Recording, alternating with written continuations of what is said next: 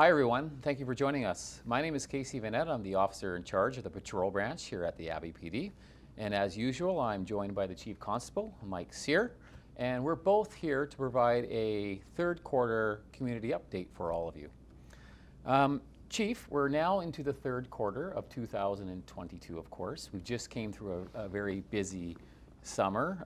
Some would say sort of the first full summer post some of the post-pandemic restrictions that we were under. We had a lot of different events that we were involved in. Could you touch on some of the events that we were involved in over the summer? Yeah, thanks, Casey. And I first have to say how incredibly proud I am of this department. I mean, it was a very, very busy summer. And for us, we enjoy that. Our motto, strength and community, and we got to see our community in full strength. And that was wonderful for us to be back and engaged again with our community. We had two very, very large events, well, three if you want to include Agri-Fair as well, as the Air Show and then the Nagara Kirtan ceremony.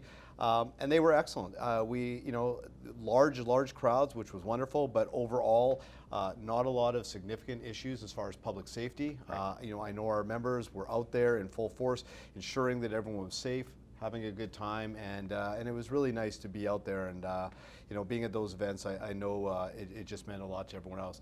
We had a couple other events I think are important to mention as well. We had the Pulling Together journey, where we go with our First Nations communities on a 12-day canoe journey, and it's really valuable for our department because our members learn a lot about our Indigenous communities and the culture, and that was incredibly valuable. And then of course a lot of people attended. It was very well attended. The movie in the park.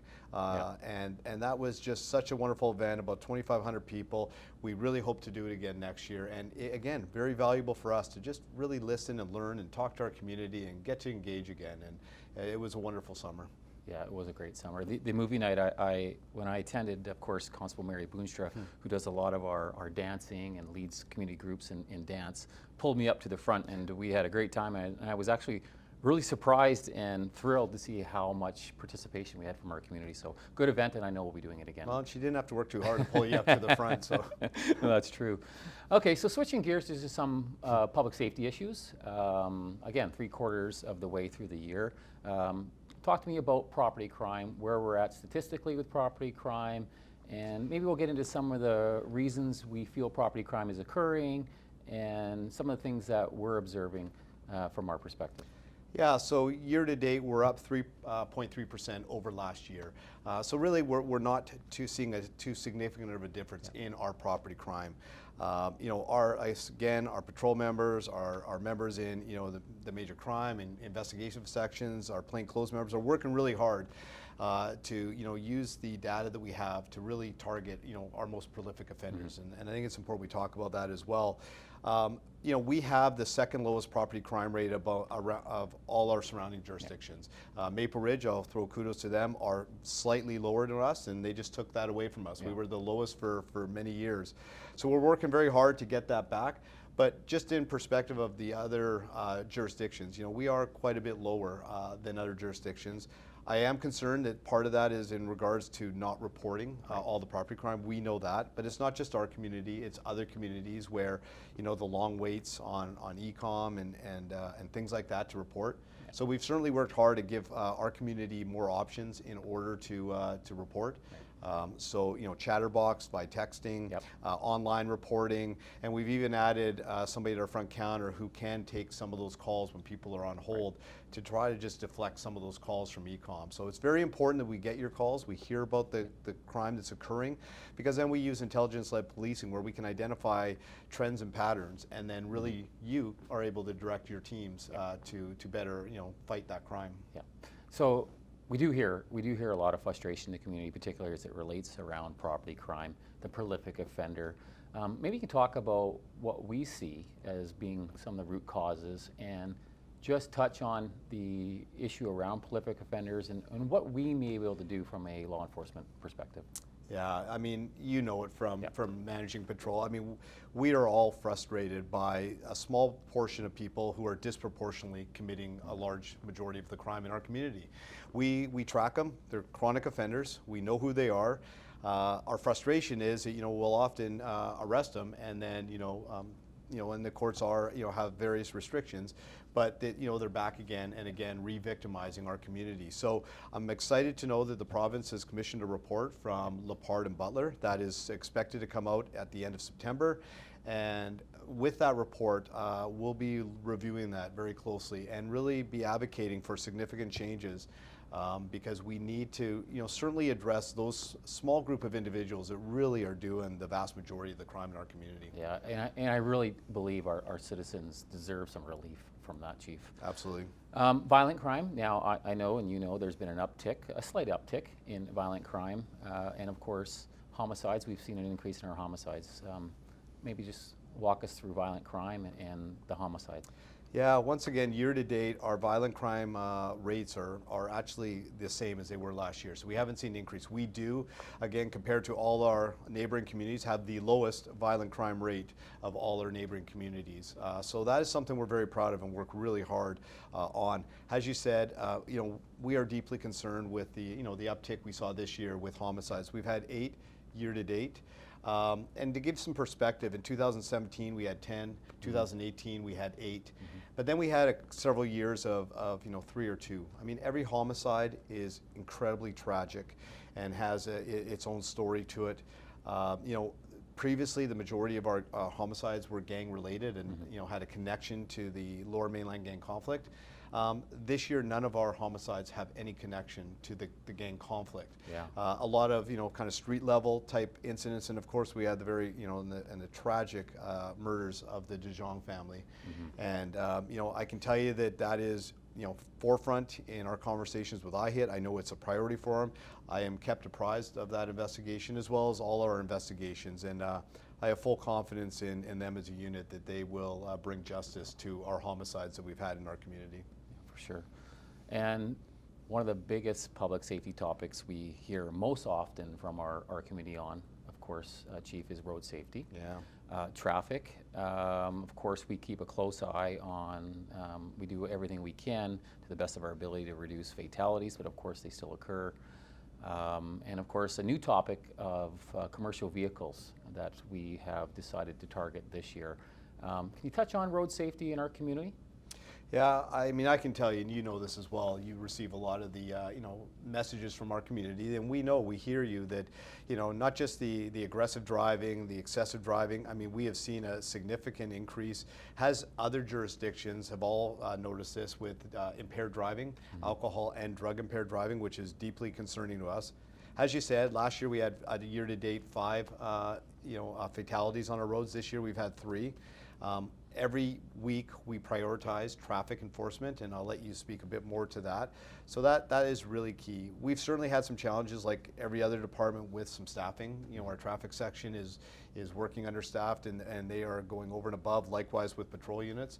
But not only the dangerous driving, we also are very aware of some of the driving behaviors that include excessive noise. We get a lot of complaints about that. It's something that we are focusing on, and we're looking at other tools and initiatives to try to address that. So stay tuned. As we move into next year, we'll continue to look at new programs to try to address it. Yeah, and I think, Chief, from my perspective, to emphasize how important we take road safety in our community. My patrol officers, as you know, are out every day. Every week we task certain areas that we need to target. Of course, with back to school recently, we've been monitoring school zones very closely. And this year, through our traffic enforcement unit, we've also been targeting commercial vehicles to ensure safety, that they're complying with safety regulations. And so we've worked with our partners, including CVSE, on 4 or 5 different projects. And of course, there's a lot more work to be done on the commercial transport side of things. And so we're committed to ensure our roads are safety in that aspect. In fact, we are moving to training some of our own officers, and this will be new for us, to ensure that they are trained up as commercial vehicle inspectors themselves, and so that's also coming. So we're looking forward to that. Well, and I think I'm glad you brought that up, because as you know, I think some of our last roadside checks we did, we were seeing 80% of the vehicles in many cases not actually being compliant or failing. So, and that's a significant public safety risk on our roads. So, the work that traffic units do and the expertise that they have, and like you said, our patrol members who really are committed. I mean, we typically are overrepresented on the Alexa team for drug impaired driving charges that we put forward, and it is because you know, our members are just so dedicated to making our streets safe. Yeah, absolutely. I'm particularly proud. We have a lot of road safety geared police officers in patrol, and they're out there ensuring, to the best of their ability, road safety, taking impaired drivers off the road. So Yeah. we have a lot of folks that that are really near this. This road safety is really near and dear to them. We just recently undertook a community survey. Can you talk about the community survey and how that leads us into what's coming up for you and I and the rest of the management team, our strategic planning? Yeah, so every year, just for the community, we get together as a senior leadership team. We review, you know, what is our next year's priorities, and we're actually this year with the police board going to be looking at a 3-year strategic priorities as well. And part of that undertaking was doing a community survey. You know, last time we did it was going back 5 years ago, and you know, our uptick in the number of people that responded was approximately 700 people. Yeah. This year we have some exceptional people within our department who really went over and above, because it was so important to us to get the community's perspective on what matters to them most, for this to be a livable, safe community. And we received over 3,700 responses, which Great is result. phenomenal, and it's just, we're so happy. So we're in the process of going through that data. That will help to inform us to make very good decisions on what will be our priorities for next year, and also helping the board with the next 3-year plan.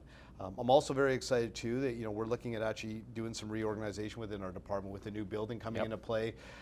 We think we can be much more agile and better aligned.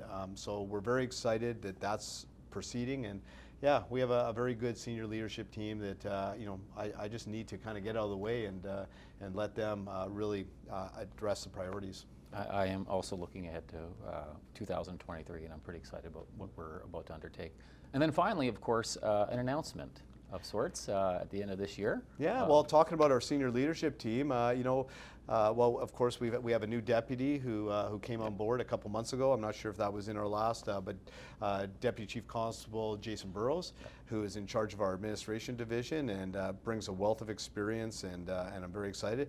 And I'm sad, but I'm also very, very happy for Deputy Chief Brett Crosby Jones, who will be retiring at the end of the year. And that's after 32 years exceptional service for both Matsqui and the Abbotsford Police Department. So really a homebred, you know, member here who just brought so much wealth and experience. I mean, I'm just so lucky and fortunate that he's was around to help guide and support me. And yeah, so we'll be doing a new search for another deputy. We're going internally and externally. We have excellent people internally, but we really want to just open it up, and we'll wish, of course, in the coming months, Brett, nothing but all the best in his retirement. Absolutely. Okay, well, thank you, Chief, and thank all of you. That concludes our community update. If you have any questions for us, you can certainly access our portals on our AbbyPD website at abbypd.ca, and also, as usual, you can do online reporting through abbypd.ca. Until next time, thanks very much and stay safe. Thank you.